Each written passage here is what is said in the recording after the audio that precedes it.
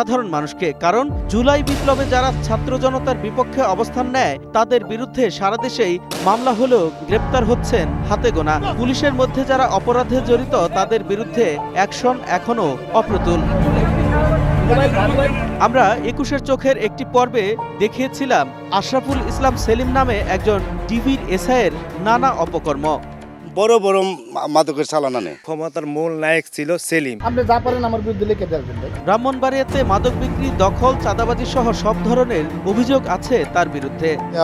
মাদক মানে অনেক কিছু আইনে জমালে বিভিন্ন জায়গাতে বেচা কিনা করে। টিম তৈরি করে এই গ্রাম থেকে বিভিন্ন চাঁদা মাদা দাবি করে।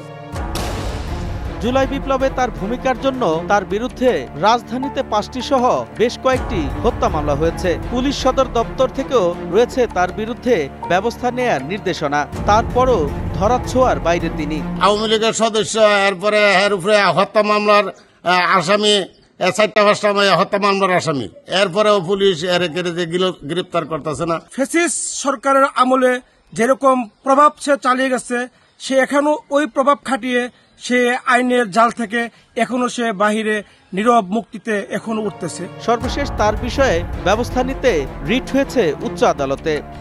আদালত শুনানির পরে রুল ইস্যু করলেন এবং 14/8/2024 তারিখে একটা দরখাস্ত অ্যাপ্লিকেশন দেওয়া ছিল পিটিশনার এবং এলাকাবাসীর পক্ষ থেকে। ওইটা নিষ্পত্তি করে দেওয়ার জন্য আইজি মহোদয়কে নির্দেশনা দিলেন। কি বলছেন পুলিশ? উনি কি কর্মরত আছেন বা কোথায়? উনি জীবিত আছেন। তো এই মামলাগুলো যে জায়গা, তারা চাইলে তাকে তদন্ত সাপেক্ষে অ্যারেস্ট করতে পারেন, ব্যবস্থা নিতে পারেন, সর্বকিছু প্রয়োগ করতে পারেন। এখানে কোনো ব্যক্তির বা কোনো বাহিনীর বা আলাদা ওরকম কোনো প্রিভিলেজ নেওয়ার কোনো সুযোগ নেই। আপনারা ইতিমধ্যে দেখেছেন যারা এই অপরাধ করেছে তাদেরকে কিন্তু আমরা আইনের আওতায় নিয়ে আসছি। আশরাফুল ইসলাম সেলিমের মতো অন্য অনেক পুলিশ সদস্যরাই নিশ্চিন্তে আছেন অপরাধ করে, আর যারা পেশাদার অপরাধী তারা পার করছেন মধুচন্দ্রিমা। শুরুতেই বলেছিলাম এবার কথা বলবো এসব অপরাধে জড়িতদের সাথে। চলুন এবার তাদের কথাই শুনি।